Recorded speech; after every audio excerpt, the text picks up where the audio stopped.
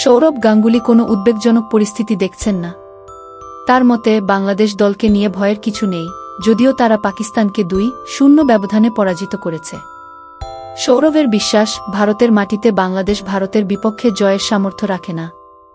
তবে ভারতের সাবেক ক্রিকেটারদের সবাই এতটা নিশ্চিন্ত নন। যেমন কিংবদন্তি সুনীল গাভাস্কার সতর্ক করেছেন রোহিত শর্মা ও বিরাট কোহলিকে।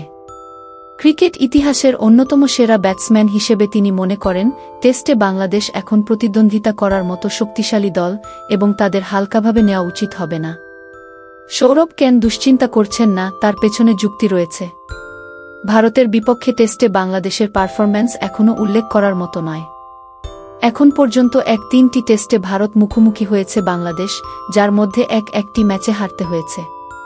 ২টি ম্যাচ ড্র হয়েছে, একটি ২০০৭ সালে চট্টগ্রামে এবং অন্যটি ২০১৫ সালে ফতুল্লায়, দুটিই বৃষ্টির কারণে।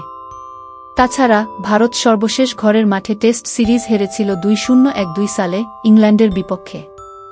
এমন শক্তিশালী একটি দল কেন বাংলাদেশের জন্য দুশ্চিন্তাগ্রস্ত হবে? তবে সুনীল গাভাস্কার মনে করছেন, আগের বাংলাদেশ আর বর্তমান বাংলাদেশের মধ্যে বড় পার্থক্য রয়েছে। এর মূল কারণ সাম্প্রতিককালে টেস্টে বাংলাদেশের সাফল্য ও দলের গভীরতা। বিশেষ করে বাংলাদেশের পেস বোলিং আক্রমণ প্রশংসার যোগ্য।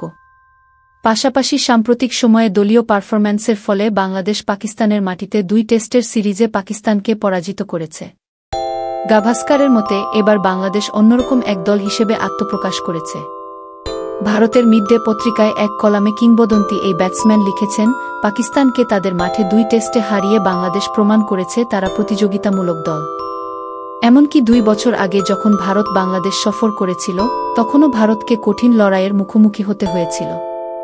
এখন পাকিস্তানকে সিরিজে হারানোর পর তারা ভারতের বিপক্ষে লড়াইয়ের জন্য প্রস্তুত। বাংলাদেশ দলের সাম্প্রতিক শক্তির বৃদ্ধি স্পষ্টভাবেই গাভাস্কারের নজরে এসেছে। তিনি বলেন, ওদের দারুণ কিছু খেলোয়াড় রয়েছে এবং কিছু প্রতিশ্রুতিশীল খেলোয়াড় রয়েছে যারা আন্তর্জাতিক ক্রিকেটের শুরুতে প্রতিপক্ষের সামনে চমকে যাওয়ার অভ্যাস কাটিয়ে উঠেছে। এখন ওদের বিরুদ্ধে যেই খেলুক, জানে এক মুহূর্তের জন্য মনসংযোগ হারানো যাবে না। পাকিস্তানও তা ভালোভাবেই উপলব্ধি করেছে। এই সিরিজটি দেখার অপেক্ষা করাই যায়।